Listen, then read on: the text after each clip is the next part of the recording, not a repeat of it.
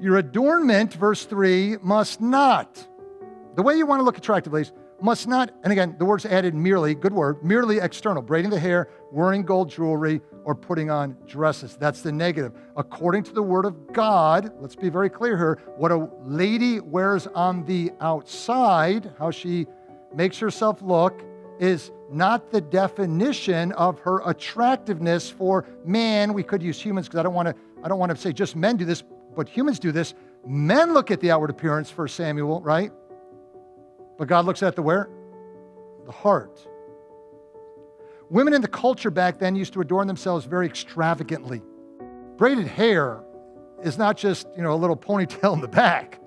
It was like Princess Leia times 7, just like it was doing its thing. And they would put like big gold pieces in there and pearls in there. And I think there was times when they would actually get like stuffed animals and put animals in there, little birds. And it was just this ostentatious display. It was vanity on display. What's vanity? An emptiness to try to draw attention to yourself.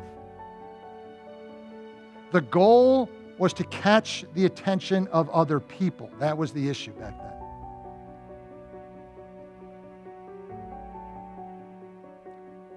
The items that ladies wear today, which could include gold, braided hair and dresses.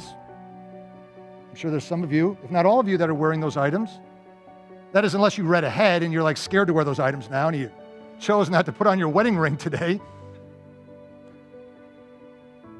are not the issue.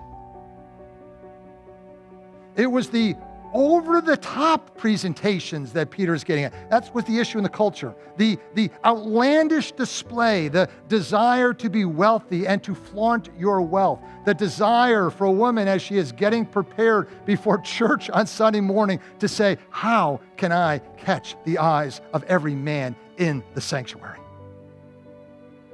It's not how can I catch the eye of my husband, which is okay. It's not how can I have my heart right to worship God. It's how can I dress? My main objective to go to church is to have people look at me. That's the issue. Other men and even other ladies. What do you mean other ladies? Because you happen to be very, very wealthy. And you can afford the gold and the pearls in your hair. And you can afford to go to the hairstylist every single week to do the do. And you can afford the beautiful flowing dresses that are made with all the royal fabrics of antiquity. And you can afford all of that. And you can afford to put rings on every finger. And everybody looks at you and says, wow. And 98% of the ladies that don't have the money you have are saying, she's a stumbling block to me. She's a stumbling block to me. I struggle with jealousy every time she walks in the room.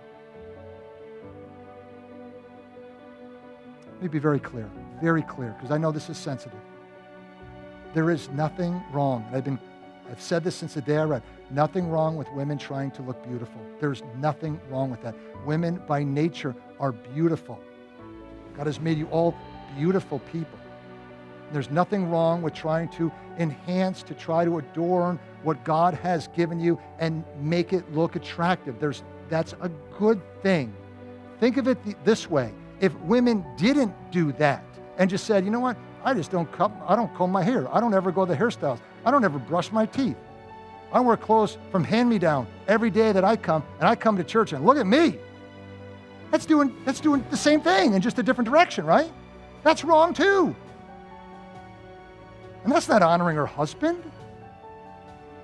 Have men look at that wife and go, does he give her any money?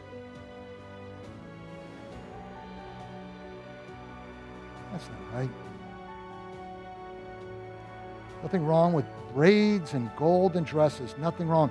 As long, listen, as it's in the right place, done with the right perspective, adorned with the right attitude.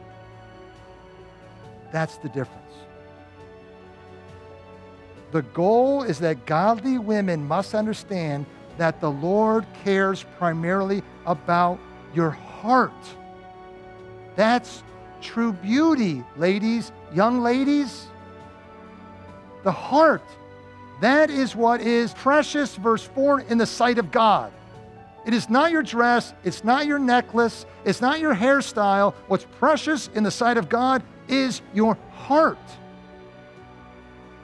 And the physical appearance should reflect the inner nature, which emanates then true beauty. The beauty is here, and the dress is adorning it to show modest, godly, true beauty on the outside as well, which is reflective of the true beauty that is coming forth that no one can see, that is then shining through.